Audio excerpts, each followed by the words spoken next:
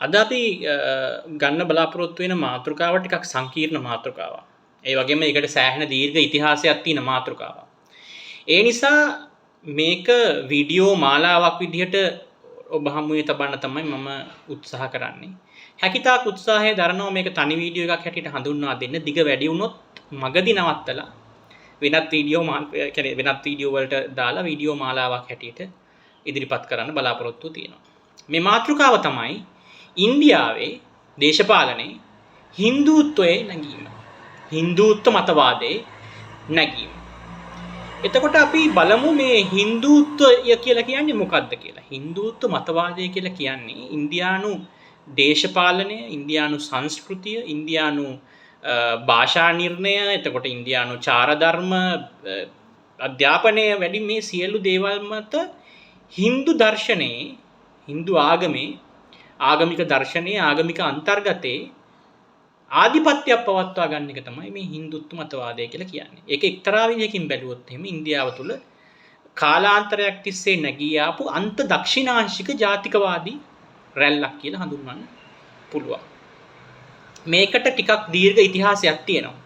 බොහෝ දෙනෙක් කියනවා මේක ආරම්භ වුණේ 1923 අවුරුද්දේ කියලා. නමුත් නෑ, ඇත්තටම ඊට කලින් ඊට ගොඩක් කාලයකට පෙර තමයි මේකේ මුල් බිහි වුණේ. මේ ඉන්දියාව කියලා කියන රට 1947 ජනවාරි මාසේ 26 වෙනිදා නිදහස ලැබුවට 1951 දී ජනරජයක් බවට පත් වුණාට ඊට පෙර ඉන්දියාව කියලා එකක් තිබුණේ නෑනේ. ඊට පෙර තිබ්බේ රාජ්‍ය, රාජධානි, නගර රාජ්‍ය රාශියක එකතුවක් තිබුණේ. විශාල භූමියක්, වර්ග කිලෝමීටර මිලියන 4ක පමණ දැවැන්ත භූමියක් ඔස්සේ පැතිරී තිබිච්ච මේ තුංග දඹදිව, අපි අපේ වචන වලින් කිව්වොත් තුංග දඹදිව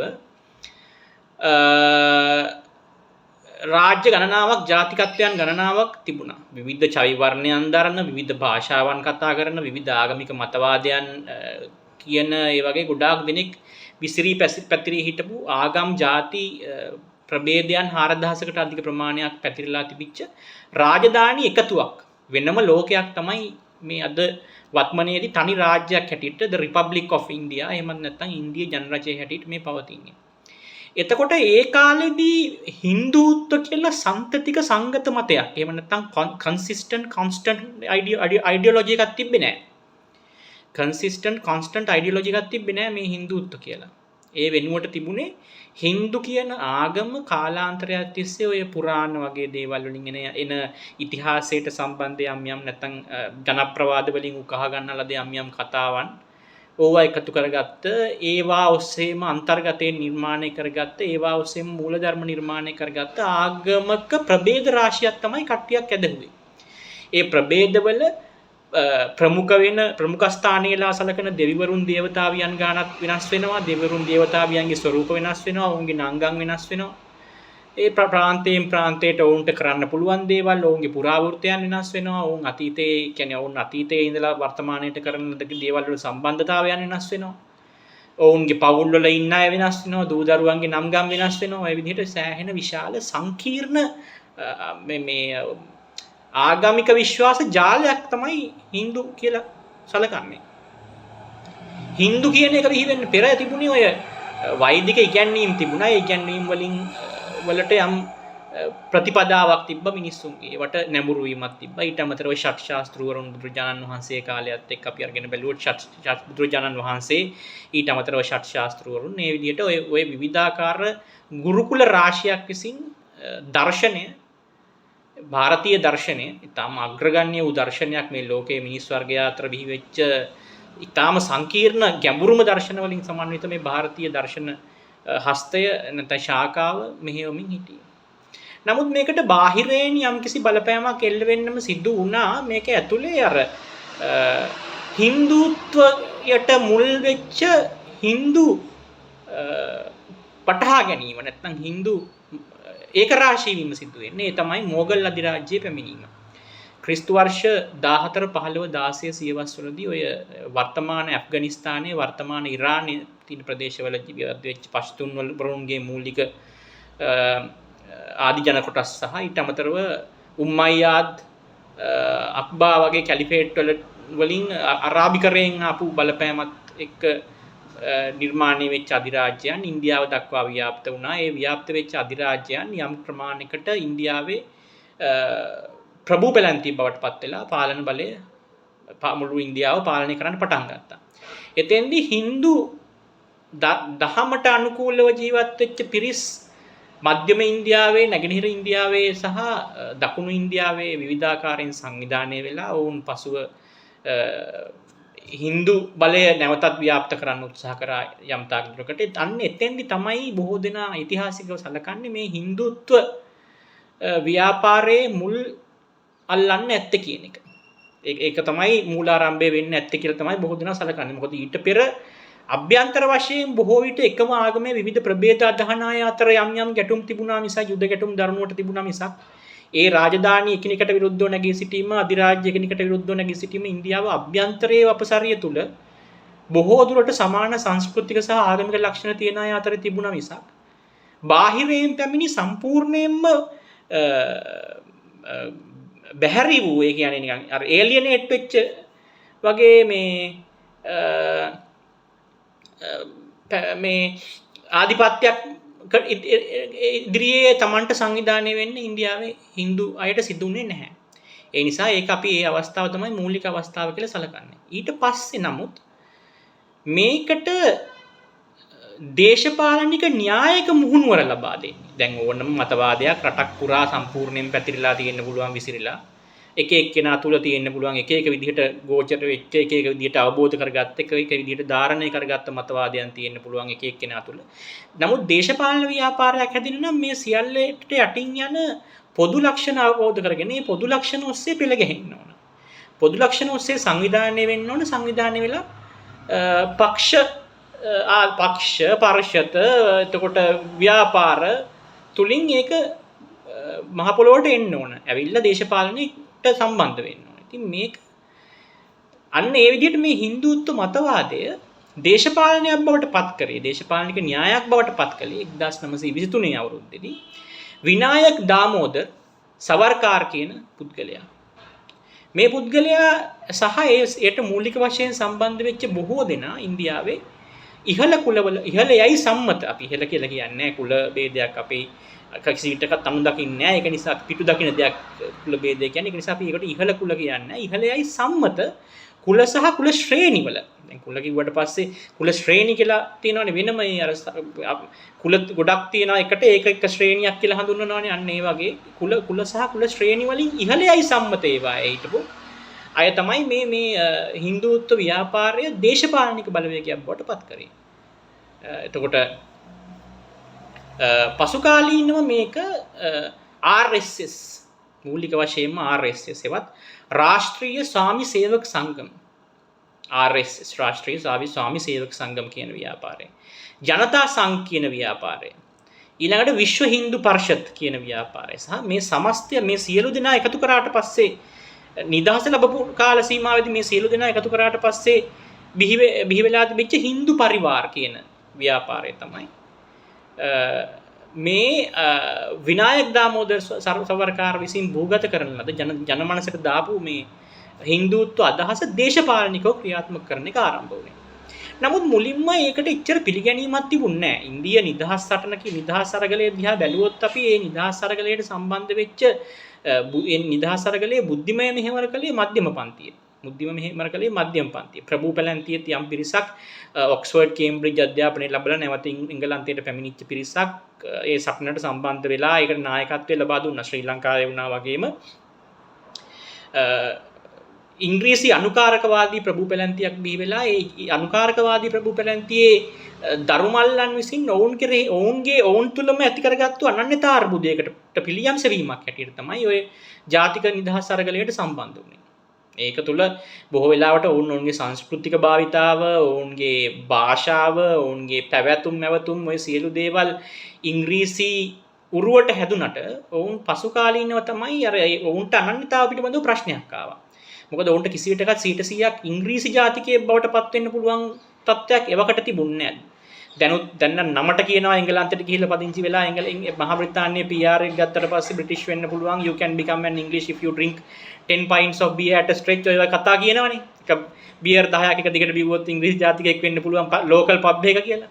ඉතින් ඒ දැන් ගොඩක් යුරෝපා රටවල් ගොඩක් තමන්ගේ ජාතිකවාදී තමන්ගේ ජාතික නිර්ණායකයන් බලන්නේ ගොඩක් කැෂුවලි ගොඩක් සරල විදිහට වුණාට ඒ කාලේ එහෙම බැලුවේ නැහැ. ඉතින් එතකොට මේ ළමයින් මේ ප්‍රභූ පැලැන්ති වල එංගලන්තේ ගිහින් අධ්‍යාපනය ලැබපු ළමයින් එංගලන්තයේ 100%ක් ස්වදේශිකයෙක් බවට පත් වෙන්න හැකියාවකුත් නැහැ. ඔවුන්ගේ සංස්කෘතික පසුබිම නිසා ඔවුන්ට ಭಾರತයේ ඇතුලේ ස්වදේශිකයෙක් බවට පත් වෙන්න විදිහකුත් නැහැ. ඉතින් මේ වගේ වුණාට පස්සේ තමා කවුද අපි කියන එක සම්බන්ධයෙන් අනන්‍යතා අර්බුදයක් මතුවෙනවා. මේ අනන්‍යතා අර්බුදය තුල තමයි ගොඩක් වෙලාවට මේ අලුත් ජාතික ව්‍යාපාර නිර්මාණය කරන්න මේ අය උත්සුක වෙන්නේ. ඒකට ඒගොල්ලන් පවතින නිදහසක් නට ඒ විදිහට සම්බන්ධ වුණා. සවර්කාර එංගලන්තයට ගිහින් අධ්‍යාපනය ලැබුව බව මට නම් මතක නෑ. මට මගේ මතකේ නිවැරදිද දන්නේ නෑ ඒ සම්බන්ධයෙන්. නමුත් සවර්කාර කියන්නේ මේ වැඩපිළිවෙලට පසුව සම්බන්ධ වෙච්ච ලාල් ක්‍රිෂ්ණ අද්වානි වගේ අය වගේම ප්‍රභූ මානසිකත්වයක් තිබිච්ච කෙනෙක්. ඉතින් සාමාන්‍යයෙන් පීඩිත මානසිකත්වයක් තියෙන කෙනෙක් නම් කීයටවත් බහු වාර්ගික බහු ජාතිකත්වයන් නියෝජනය කරන රාජ්‍යයක් ඇතුලේ එක ජාතිකත්වයකට එක වාර්ගිකත්වයකට පමණක් ප්‍රමුඛ ස්ථානය ලැබෙන ව්‍යාපාරයකට සම්බන්ධ වෙන්නේ නැහැ. මොකද ඔහුත් මාජිනලයිස් වෙච්ච. ඒ කියන්නේ යම් යාත්‍රකට කොටු වෙච්ච ජන වර්ගයකට අයිති කෙනෙක් නම් ඔහු හොයය නැත්තම් කොටු වෙච්ච ආගමික නැත්තම් මයිනොරිටි එකක් හැටියට හඳුන්වන සුළුතරයකට අයිති වෙන කෙනෙක් නම් පීඩිත තත්ත්වයන්ගෙන් ඉන්න පිරිස් ගැන වඩා සානුකම්පිතව බලනවා. නමුත් වඩා තමන්ට යම් බලවේගයක් නිර්මාණය කරගෙන බලවේගයට වේදිකාවක් හදාගත්තොත් ඒකේ වැජබෙන්න පුළුවන් කියන එක පිළිබඳව හොඳ විශ්වාසයක් තියෙන අය විතරයි මේවට සම්බන්ධ වෙන්නේ. ඉතින් සවර්කාර කියන්නේ ඒ ජාතිය කෙනෙක්. ඔහු Hindu දර්ශනය යම් තාක් දුරකට Hindu දර්ශනය ප්‍රතිපදාවක් හැටියට පාවිච්චි කරාට ඒ කියන්නේ ප්‍රැග්මැටිකල් Hindu කියලා කිව්වට එයා කීයටවත් දේවවාදියෙකුත් නෙමෙයි. ඔහු ඒතිස්ට් කෙනෙක්. එහෙම නැත්නම් අදේවවාදී මතයක හිටපු කෙනෙක්. ඒක ගොඩක් විශ්මයජනක දෙයක් බවට පත් වුණා පසු කාලීනව ඉන්දියානු ජනතාවට. නමුත් දැන් මම අර කියා බලවේග ටික තමයි මේක මෙයා විසින් නිර්මාණය කරපු නිර්මිතය දේශපාලනිකව වඩාගෙන ගියේ ඉදිරියට ඔය කියපු බලවේග ටික. ඉතින් මේ බලවේග ටික මේ මතවාදය ඉස්සරහට ගෙනිච්චා. වැඩි දිනෙක ඒකට එකතු වුණේ නැහැ. මොකද දලිත් ආදී කුලවලින් සමන්විත වුණ ඉන්දියානු මහ ජනතාවගෙන් ඉන්දියාව නිදහස ලබද්දී මේකට මේ Hindu මතයේ යටතේ ආපහු පාරක් රට පාලනය වෙන්න ඕන කියන මතයට ආයි ගියේ නැහැ. මොකද ඔවුන් බොහෝ දෙනාට අධ්‍යාපනයේ අයිතිවාසිකම නීතිය ඉදිරියේ සමානාත්මතාවය වගේ දේවල් ලැබුණේ බ්‍රිතාන්‍ය පාලනයෙන්. නැතුව ඊට පෙර බ්‍රිතාන්‍යයන් හෙවත් සහ යුරෝපා අධිරාජ්‍යයන් එන්ට පෙර තිබිච්ච මේ දේශීය ක්‍රම වලින් නෙමෙයි ඔවුන්ට ඒ වගේ අවස්ථා ලැබුණේ. ඒ ක්‍රම වලින් ඔවුන්ට නීතිය ඉදිරියේ සමානාත්මතාවයෙන් අඩු පැවරීමේ හැකියාව මේ තමන්ට රිව මොකක් හරි චෝදනාවක් තියෙනවා නම් ඒ චෝදනාව ඔප්පු කරන්න කියලා ඉල්ලා සිටීමේ අයිතිය එවැනි දේ ඊට අමතරව අධ්‍යාපනය ලැබීමේ සමූහ අයිතිය මේ කිසිවක් ලැබී තිබුණේ නැහැ. එතකොට අපි ඒ අයට එච්චර ගාණක් තිබුණේ නැහැ. මේ අපි නැවතත් හින්දුත්වයට යටතේ පාලනය වෙනවද නැත්නම් ඉංග්‍රීසින් විසින් මෙහි තබා ගිය දේම දිගටම කරගෙන යනවාද කියන එක ගැන ගාණක් තිබුණේ නැහැ. මම අර කලින් කිව්වා වගේ තමන්ට බලය ලබා ගන්න ඉන්දීය ප්‍රභූ පැලැන්තිය විසින් කරන ලද බොහෝ වැඩවලින් එකක් තමයි මේ හින්දුත්ව කියලා කියන්නේ. එතකොට මේ හින්දු පරිවාරයකට මූලික වශයෙන් එච්චර ශක්තියක් නොතිබ්බත් ඒ අය ඔහේ දේශපාලනිකව පසුතලවල හිටියා. ඉඳලා මේ අය මේ විශේෂයෙන් මේ මම කලින් නම් සඳහන් කරපු ව්‍යාපාර අතරින් RSS හෙවත් මේ රාෂ්ට්‍රීය ස්වාමි සේවක සංගම් කියන එක ඒක 1951 ඉන්දියාව ජනරාජ්‍යයක් බවට පත් වුණාට පස්සේ අකිල් ಭಾರತೀಯ ජනසංඝ කියලා ඒ හින්දුත්ව මතවාදී ව්‍යාපාරය ඒක ඇතුළෙන්ම දේශපාලන පක්ෂයක් රෙජිස්ටර් කරගත්තා. අකිල් ಭಾರತೀය ජනසංඝ කියලා. ඒක නිර්මාතෘවරයා වුණේ ශ්‍යාම් ප්‍රසාද් මුඛර්ජී කියන මහත්මයා. එතකොට නමුත් ඉන්දියාව බිහි වෙලා අවුරුදු 20ක විතර කාල සීමාව 26ක විතර වගේ කාල සීමාවක් තුළ පොඩි හැලහැප්පීම් ඔය ප්‍රධාන දේශපාලනික ප්‍රවාහයන් එක්ක සිදු කරගත්ත මිසක් ඊට අමතරව තරමක් අන්තවාදී දක්ෂිණාංශික Hindu මතවාදයන් අනුදකින්න ගියා මිසක් සමාජය ඇතුළේ තැන්වල ඔය මතයට එච්චර ලොකු තැනක් තිබුණේ නැහැ. ඉන්දියාව කියලා කියන්නේ සෙකියුලර් ස්ටේට් එකක්. ඒවත් අයිහිකවාදී රාජ්‍යයක්. ඒ කියන්නේ දේශපාලනයෙන් ආගම දේශපාලනයෙන් ආගම වෙන් කරලා දේශපාලන තීන්දුව ගන්න බවට සහ රැෂනල් තින්කින් නැත්තම් තාර්කික චින්තනය විද්‍යාව වගේ දේවල් ප්‍රමුඛව තීන්දුව ගැනීමේදී ප්‍රමුඛ ස්ථානයේ තබන බවට පොරොන්දු වෙලා ඒ ආකාරයට විවස්ථාපිතවම සකස් කරගන්න ලද රාජ්‍යයක් තමයි ඉන්දියාව කියලා කියන්නේ. සෙකියුලර් ස්ටේට් එකක්. එතකොට දේශපාලනයෙන් ආගම පැහැදිලිව වෙන් කරන්න සැලසුම් කරගත්ත රටක්. ඒ නිසා ඉතින් වසර 20ක කාලයක් තිස්සේ ඒ න්‍යායන් ඔස්සේ මේ ඉන්දියාව පාලනය වුණා මිසක් බොහෝ විට මේ තැන් වල සුළු සිදුවීම් මැරෙන්න ඔය හින්දුත්ව මතයට එච්චර තැනක් තිබුණේ නැහැ.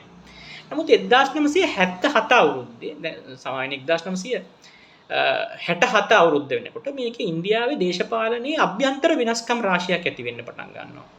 ඒ එක වෙනසක් තමයි සුපැහැදිලිව මේ ඉන්දිරා ගාන්ධි මැතිණිය කොංග්‍රස් පක්ෂයේ නායිකාව ජවහර්ලාල් නේරුතුමන්ගේ දියණිය ඉන්දියාවේ ප්‍රථම අග්‍රාමාත්‍යවරිය ඒ වගේ ලාල් බහදූර් ශාස්ත්‍රී මහතාගෙන් පසුව ඉන්දියානු අග්‍රාමාත්‍ය ධූරයට පැමිණි තැනැත්තිය තුන්වෙනි අග්‍රාමාත්‍යවරිය මේ තැනැත්තිය ඊටාම වේගෙන් වාමාංශික අන්තයක් කරා තල්ලු වෙන්න පටන් ගත්තා. එහි හොඳ නරක අපි පසුව සාකච්ඡා කරමු. නමුත් අද මේ වෙනකොට ඇවිල්ලා තියෙන මතවාදය තමයි මේ ඉන්දිරා ගාන්ධි මහත්මිය, ඒ කියන්නේ නේරුතුමාගේ අභාවයෙන් පසුව ඉන්දිරා ගාන්ධි මහත්මිය සහ ඔහුගේ දරුවන්ගෙන් වැඩිමලා වන සංජය ගාන්ධි මහතා, රාහුල් ගාන්ධි එවකට පොඩි පසුව තමයි ඔහු දේශපාලනයට බලපෑම් කරන්න පටන් ගත්තේ. ඒ විදිහ සංජය ගාන්ධිගේ සෑහෙන්න බලපෑමක් තිබුණා. එතකොට මේ සමාවෙන රාහුල් ගාන්ධි මහතා නෙවෙයි රජීව් ගාන්ධි මහතා. රජීව් ගාන්ධි මහතා ඒවකට ගොඩක් පොඩි. සංජය ගාන්ධි මහතාගේ තමයි බලපෑම තිබුණේ. මේක එක්තරා විදිහකට බැලුවොත් ඉන්දිය දේශපාලනයේ අර ඉන්දිරා ගාන්ධි මහත්මිය අග්‍රාමාත්‍යවරිය වශයෙන් ඉඳෙද්දී සංජය ගාන්ධි කියලා කියන්නේ දේශපාලනයට ඍජුව විවස්ථාපිත තනතුරක් හරහා සම්බන්ධ වෙච්ච චරිතයක් නොවුනත් දේශපාලනයට පරිබාහිරව ඊටාම මේ ප්‍රබල සිවිල් බලයක් ඇතුළේ රට පාලනය කරපු චරිතයක්. ඔහු දේශපාලඥයෙක් නෙමෙයි. නමුත් ඔහුට දේශපාලඥයෙක් තමයි පසුව. නමුත් දේශපාලඥයෙක් නෙමෙයි මුල් අවදියේදී ඔහු දේශපාලනය කරන්න පටන් ගන්නවා. ඔහුට ඔහුගේ මෑණියන්ගේ තීන්දුව වලට ඔහුගේ මවගේ දේශපාලනයට ඔහු ගාන්ධි පවුලේ පුත්‍රයෙකු වීම නිසා බලපෑම් කරන්න හැකියාව තිබුණා බොහොම ප්‍රබලව. ඉතින් මේ අය විසින් ගොඩක් උග්‍ර වාමාංශික ප්‍රතිපත්ති අනුගමනය කරන්න පටන් ගත්තා. 1969 අවුරුද්දේදී ඉන්දියාවේ බ්‍රිතාන්‍යයන් විසින් තබා ගිය බොහෝ ආයතන, බොහෝ සමාගම්, බොහෝ බැංකු ජනසතු කරන්න පටන් ගත්තා. ඊට අමතරව කොමියුනිස්ට් හිතවාදී ජාත්‍යන්තර ප්‍රතිපත්තියක්. එහෙම නැත්නම් සෝවියට් සමූහාණ්ඩුවට රහසිගතවම නැඹුරු වෙච්ච සෝවියට් සමූහාණ්ඩුවේ උපදෙස් සෝවියට් සමූහාණ්ඩුවේ සම්පත්දායකත්වයේ සහිතව පාලනය වෙන රාජ්‍යයක් බවට ඉන්දියාව ක්‍රමයෙන් පත් වෙන්න පටන් ගත්තා. මේ ඉතා මෑතකදී මේ ටස්කින් ෆයිල්ස් කියලා ලස්සන චිත්‍රපටයක් හැදුනා. ඒ චිත්‍රපටිය 2000 මට මතකයි 2016 වසරේ හරි 17 වසරේ හරි වෙන්න ඕන. මේ චිත්‍රපටියේ ප්‍රස්තුතය වුණේ ලාල් බහදූර් ශාස්ත්‍රීයවත් ඉන්දියාවේ දෙවනි අග්‍රාමාත්‍යවරයාගේ අභිරහස් ඝාතනය. කසකස්තාන් හි ටස්කින් කියන නගරයේ 1961 වර්ෂයේ ඉන්දු පාකිස්තාන් යුද්ධයෙන් පසුව සාම විසුම අත්සන් කරන්න ගිහිල්ලා එතුමාගේ මරණය සිදු වුණේ හදිසි හෘද ආබාධයකින්. ඒ වසදීමක් කියලා තමයි බොහෝ වෙලාවට සැක කරන්නේ. ඒ සැකය මත ගොඩනැගිච්ච චිත්‍රපටියක් තමයි මේ ටස්කින් ෆයිල්ස් කියලා කියන්නේ. මේ චිත්‍රපටියේ අවසානයේ නොකියා කියන හැටියට, ඒ කියන්නේ අභිනයෙන් අංගවන හැටියට මේ චිත්‍රපටියේ මේ බහදූර් ශාස්ත්‍රී මහත්මයාගේ මරණය සිදු කරන්නේ KGB එක, සෝවියට් සමූහාණ්ඩුවේ ජාත්‍යන්තර බුද්ධි සේවය. ඒක කරන්නේ ඉන් පසුව ඉන්දිරා ගාන්ධි මහත්මිය බලයට ගෙනල්ලා ඒ ගාන්ධි පවුලට අනුග්‍රහය දක්වලා ඉන්දියාව සෝවියට් සමූහාණ්ඩුවට උමනා පරිදි සෝවියට් සැටලයිට් ස්ටේට් එකක් නැත්නම් සෝවියට් හස්තයෙන් නැටවෙන රාජ්‍යයක් බවට පත් කරන්නයි තමයි ඒක උමනාව තිබුණේ. ඒතර මේ කාල සීමාව තුළ ඉන්දියා දේශපාලනයේ දිගහැරිච්ච දේවල් අනුව අපිට දකින්න පුළුවන් ඒ වගේ රටාවකුත් තියෙනවා මේක කොතනක හරි. මොකද උග්‍ර හිටපු ගමන් ඉන්දියාව උග්‍ර වාමවාදී ප්‍රතිපත්තියක් අනුගමනය කරන්න පටන් ගත්තා. කොමියුනිස්ට් හිතවාදී ඉන්ටර්නැෂනල් අවුට්ලුක් එකක් මේ ජාත්‍යන්තර දේශපාලන ප්‍රතිපත්තියක් අනුගමනය කරන්න පටන් ගත්තා. කොටින්ම 1971 ඉන්දිරා ගාන්ධි මහත්මියගේ මැතිවරණ ව්‍යාපාරයේ 1971 මැතිවරණ ව්‍යාපාරයේ උද්ෘත පාඨය වුණේ ගරිබි හටාවෝ. ඒවත් දුප්පත්කම නැති කරන කියන එක. ඉතින් මේක වටේ ඉන්දියාවේ නිර්ප්‍රභූ ජනතාවන් විශාල වශයෙන් එක රාශී වෙන්න පටන් ගත්තා. ඉතින් එහෙම වෙද්දී ගොඩක් වෙලාවට මේකට එරෙහිව ගොඩක් වෙලාවට සමාජවාදී ව්‍යාපාර අපි මේ ලෝකේ දකින දෙයක් තමයි මේ 20 වෙනි සියවසේ ඉඳලම නැගෙනහිර යුරෝපයේ ඉඳලම විශේෂයෙන්ම පෝලන්තය, බල්ගේරියාව, හංගේරියාව, රුමේනියාව වගේ රටවල් වල ඉඳලම දැක්ක දෙයක් තමයි නැගෙනහිර ජර්මනිය එහෙම කොමියුනිස්ට්වාදී ව්‍යාපාරයක් එක් පැත්තකින් බලවත් වෙලා ඒක පාලනයට සම්බන්ධ වෙලා ඉන්නවා නම් අනිත් පැත්තෙන් ඒකට එරෙහිව බොහෝ සෙයින් ගොඩනගන්නේ ලිබරල් වාදී ව්‍යාපාරයක් නෙමෙයි වෙළඳපොළ නියෝජනය කරන ලිබරල් වාදී ව්‍යාපාරයක් නෙමෙයි ජාතිකවාදී ව්‍යාපාරයක්. ඉතින් මේ ඉන්දියාවේ මේ වාම ප්‍රවණතාවයන් ඇතුලේ හින්දුන්ට තියෙන ප්‍රමුඛතාවය ගිලී යනවා කියන තර්කයට ගොඩනගමින් තමයි මේ 1970 80 දශකයේ ඇතුලේ ඉන්දියාවේ මේ ප්‍රබල ජාතික මතවාදයක් කුත් අනිත් පැත්තෙන් ඉන්දිරා ගාන්ධි මැතිණියට විරුද්ධ පැත්තෙන් නිර්මාණය වෙමින් ආවේ. ඉතින් මේ මතවාදයත් එක්ක ඇතිවෙච්ච වැඩ වර්ජන රාශියක් ඇති වුණා, මෙවැනි ප්‍රශ්න ගොඩක් ඇති වුණා. ඒ වෙද්දී 1975 අවුරුද්දේදී ඉන්දිරා ගාන්ධි මැතිණියගේ ආර්ථික ප්‍රතිපත්ති බොහෝ සෙයින් අසාර්ථක වුණා. මොකද ඉන්දියාව කියලා කියන්නේ එනකොට ජනරජයක් බවට පත් වෙලා අවුරුදු 24යි. මේ ලදරු රාජ්‍යයට බටහිර රටවල් වල තියෙන ක්‍රය ශක්තිය වියදම් කිරීමේ හැකියාව කියන එක හරියට 100%ක් ඇබ්සෝබ් කරලා ඒ රටවල් වලට අවශ්‍ය කරන පරිදි වෙළඳපොළක් ලබා දෙන්න, එහෙම නැත්නම් ශ්‍රම බලකායක් චීනය කළා වගේ ලබා දෙන්න හැකියාවක් නැතුව තියෙද්දී ප්‍රිමැචුවර්ලි, ඒ කියන්නේ බොහොම අඩු කාලයක් ඇතුළත ඒ අර ජාතික වැඩපිළිවෙල, ඒ කියන්නේ අර ජනසතු කරලා ඒ සියලු ව්‍යාපාර ඒවායි අයිතිකාරුවන් නිර්පාය හැරලා ජනසතු කරලා ඉන්දියාව ඇතුළේ මේක යාන්ත්‍රණය ගොඩනගන්න දරපු උත්සාහය කෙලවර වුණේ ආර්ථික වශයෙන් බොහොම හානි සිද්ධ වෙලා. ඉතින් ඒ ආර්ථික හානිත් එක්ක ඒ සිද්ධ වෙච්ච ආර්ථික හානිත් එක්ක රට ඇතුලේ විශාල වැඩ වර්ජන රාශියක් ඇති වෙමින් ආවා. ඒ වැඩ වර්ජන වලදී පෙරමුණ ගත්තෙත් මේ ජාතිකවාදී ව්‍යාපාර. එතකොට මෙන්න මේ කාලය තුල ඉන්දියාව පාලනය කරගන්න බැරි වෙලා ඉන්දිරා ගාන්ධි මහත්මිය 1975-77 කාලේ මාස 21ක් හදිසි නීතිය පනවලා තිබුණා. ඒ හදිසි නීතිය යටතේ තමන්ගේ රජයට එරෙහි වෙන, තමන්ගේ රාජ්‍ය පාලනයට එරෙහි වෙන, තමන්ගේ පක්ෂයට එරෙහි වෙන බොහෝ විපක්ෂ දේශපාලන නායකයන් අත්අඩංගුවට ගත්තා ඉන්දිරා ගාන්ධි මැතිණියගේ නියෝග මත. ඒ අය අතරේ ඉන්නවා ගොඩක් පසුකාලීනව දැවැන්තයන් බවට පත්වෙච්ච ඉන්දියා දේශපාලන නායකත්වයන්. උදාහරණයක් හැටියට ගත්තොත් අටල් බිහාරි වජ්පායි මහත්මයා. පසු කාලෙක ඉන්දියාවේ ඉතාම ඈතකදී 1992 ඉඳලා 2000 අවුරුදු දක්වා ප්‍රබල රාජ්‍ය නායක ප්‍රබල අගමැතිවරයෙක් වශයෙන් හිටපු ඉන්දියා අටල් බිහාරි වජ්පායි මහත්මයා. ලාල් ක්‍රිෂ්ණ අද්වානි මහත්මයා මම කලින් සඳහන් කරා ඉන්දියාවේ උපාගමැති ධූරය දක්වා, ඒ වගේම අභ්‍යන්තර කටයුතු ස්වදේශ කටයුතු අමාත්‍ය ධූරය දක්වා ගියපු මේ සින්දි බ්‍රාහ්මණ කියන ඉහළම පෙළේ ඉහළයයි සම්මත පාලක කුලයකට අයිති ප්‍රභු පැලැන්තියෙන් පැවතෙන ලාල් ක්‍රිෂ්ණ අද්වානි මහත්මයා, චරන් සිං ගුජරාත් ප්‍රාන්තයේ ප්‍රමුඛ දේශපාලඥයෙක්. එතකොට ජීවත්රාම් ක්‍රිපාලනී වගේ අය අත්අඩංගුවට ගත්තා. තව ඉන්නවා යෝගී ආදිත්‍යනාත්. අපි කතා කරන්න යනවා ඊළඟ කොටසේදී යෝගී ආදිත්‍යනාත්ගේ ජීවිතය ගැන. ඔහු බොහෝ විට අනාගතයේ ඉන්දියා අග්‍රාමාත්‍යවරයා වුණත් වෙන්න අවස්ථාවක් තියෙන නිසා ඊට අමතරව අර ගව මුත්‍රා බීම සම්බන්ධයෙන් බොහොම ජනප්‍රිය ඉන්දියා අග්‍රාමාත්‍යවරයෙක් හිටියා මොරාජි දේසායි කියලා. මේ මහත්තයත් ඒ 1975-77 දී විපක්ෂ ක්‍රියාකාරීන් අතර ඉඳලා අත්අඩංගුවට ගත්තා. ඉතින් මේ අය ඇතුළට දැම්මා. දාලා නමුත් 1977 නැවත මැතිවරණයක් පැවැත්වුවා. මෙයාට ටර්ම් එක අවසන් වෙලා, ඉන්දිරා ගාන්ධිගේ ටර්ම් එක අවසන් වෙලා, 6 අවුරුදු ටර්ම් එක අවසන් වෙලා නැවත මැතිවරණයක් පැවැත්වුවා. මේ මැතිවරණයේදී අර කලින් කියපු අපි කලින් කියපු අර ජනතා පක්ෂය කියන එක, එහෙම නැත්නම් RSS එකේ පොලිටිකල් වින් එක, නැත්නම් දේශපාලන පක්ෂය කියන එක, රාෂ්ට්‍රපති ස්වාමි සේවක සංගම් කියන එකේ දේශපාලන වින් එක යම්තාක් දුරකට වමට බර වෙච්ච ව්‍යාපාර කීපයකට එකතු වෙලා ඉන්දිරා ගාන්ධි මැතිණියගේ ඉන්දිය ජාතික කොංග්‍රසය පරාජයට පත් කළා. මෙන්න මේක හොඳ සම්දිස්ථානයක් ඉන්දිය දේශපාලනයේ. අපි දැන් මේ හින්දුත්ව කතාව කියාගෙන යන්නේ. මේ හින්දුත්ව කතාව කියද්දි මෙන්න මේ සම්දිස්ථානයට අපි හොඳ අවධානයක් යොමු කරන්න ඕන. මේ තමයි පළවෙනි වතාවට ඉන්දීය ජාතික කොංග්‍රසයට රාජ්‍ය බලය, නිදහස් ඉන්දියාවේ රාජ්‍ය බලය අහිමි වෙච්ච අවස්ථාව. ඊට පෙර දිගටම හිටපු අග්‍රාමාත්‍යවරුන් සහ අග්‍රාමාත්‍යවරිය ආවේ ඉන්දිය ජාතික කොංග්‍රසයෙන්. නමුත් කොංග්‍රසය හෙවත් ඉන්දියාවට නිදහස ලබා දුන් පක්ෂය තමයි මේ වෙලාවේදී පරාජයට පත් වුණේ 1977 දී. දැන් අපි බැලුවොත් ශ්‍රී ලංකාවේ කතාවත් ටිකක් දෛවෝපගත විදියට එතනට කිට්ටු වෙනවාදෝ කියලා හිතනවා. වර්ෂ වෙනස් වෙන්න පුළුවන්. 1977 ශ්‍රී ලංකාවේ සිද්ධ වුණේ වෙනත් පෙරලියක්. නමුත් මේ 1977 අවුරුද්දේ ඉන්දියාවේ වෙච්ච පෙරලිය බොහෝ දුරට සමානයි 1953 අවුරුද්දේදී මේ සමා වෙන 1956 අවුරුද්දේදී SWRD බණ්ඩාරනායක මහත්මයා අර ශ්‍රී ලංකා නිදහස් පක්ෂය හදාගෙන ශ්‍රී ලංකා නිදහස් පක්ෂයට එක්තරා විදිහකට අර උභය ගුණ සහිත ජාතිකවාදී කොටස් එකතු කරගෙන ශ්‍රී ලංකාවට නිදහස ලබා දුන් පක්ෂය වෙන එක්සත් ජාතික පක්ෂය පරාජයට පත් කරලා රජයක් ලබා ගත්ත අවස්ථාවට බොහෝ සෙයින් න්‍යායිකව සමානයි මේ අවස්ථාව දෙක.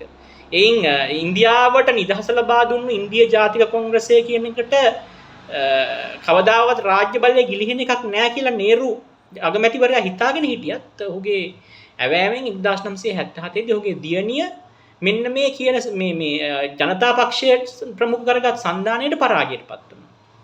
එතකොට මේ ජනතා පක්ෂයට මේ එකතු වෙච්ච ජනතා සංඝ කියලා මම අර කලින් කිව්වේ RSS එකේ මේ පොලිටිකල් විං එක කියලා. එතකොට මේකට එකතු වෙච්ච ව්‍යාපාර මොනවද මේ ජනතා පක්ෂයට? ඔන්න බලමු මොනවද ව්‍යාපාර කියලා.